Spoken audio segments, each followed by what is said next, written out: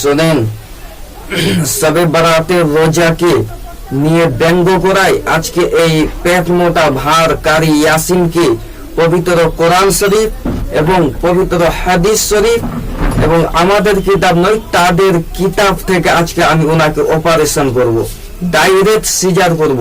আপনারা আমাদের দেশে তো মাইক এলান হয়, আসসালামু আলাইকুম, আগামীকাল একটা রোজা হবে, মায়েরা ভোরের বেলায় ভাত খাবে, আজ রাতের বেলায় নামাজ পড়বে। আরে যে এলান করছে তে কেলানি খাবে। নকল রোজার এলান কোথা থেকে পেলি?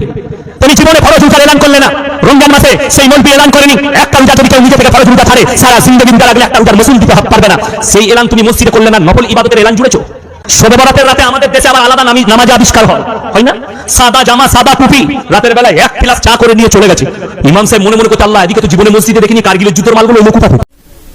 বিসমিল্লাহির রহমানির রহিম। আসসালামু আলাইকুম ওয়া রাহমাতুল্লাহি তাআলা বারাকাতুহু। এই সমস্ত কিছু হারামখোর হুজুরগুলোই ইসলামটাকে ছাড়তে ছাড়তে আজকে জাঙ্গিয়া বানিয়ে ফেললো। আর কত ইসলামটাকে ছাড়বে বলো? তুমি কি আল্লাহ নবীর হাদিস পড়োনি যে তুমি আল্লাহ নবী সাল্লাল্লাহু তাআলা আলাইহি ওয়াসাল্লাম বলছে মানুষকে ভালো কাজের জন্য উপদেশ করো, ভালো কাজের জন্য মাইকে অ্যানাউন্স করা তো জায়েজ, এটা আল্লাহ নবী সাল্লাল্লাহু তাআলা আলাইহি ওয়াসাল্লাম বলছে। আর তুমি দেখবেই বা কি করে? তোমার চোখের মধ্যে তো মোহর লাগানো হয়েছে।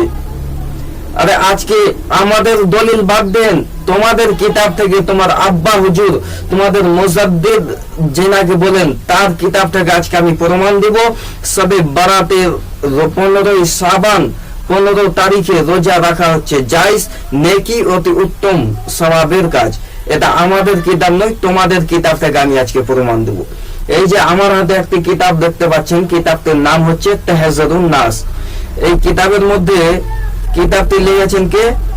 দারুল উলুম, লেখক হচ্ছে মৌলানা কাসিম নানুতবি। উনি লিখছেন, উনি বলছেন যে 15 শাবান 15 তারিখে শবে বরাতের দিন রোজা রাখা কি?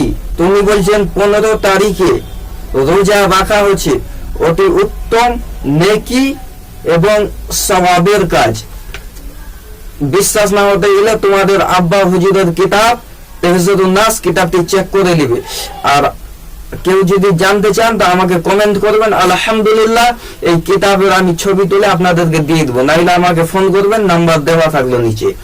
এবার শোনেন, এই সমস্ত ব্যক্তি হাদিস শরীফ খুঁজে পাবে কি করে?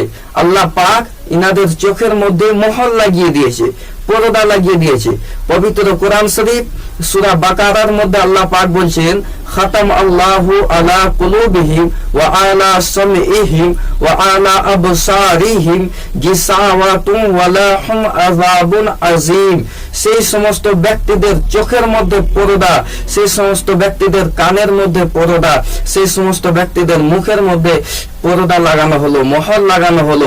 যেখানে আল্লাহ পাক নিজে মোহর লাগিয়ে দিয়েছেন সেখানে কোনো মোল্লা সেই মোহরকে ছুটাতে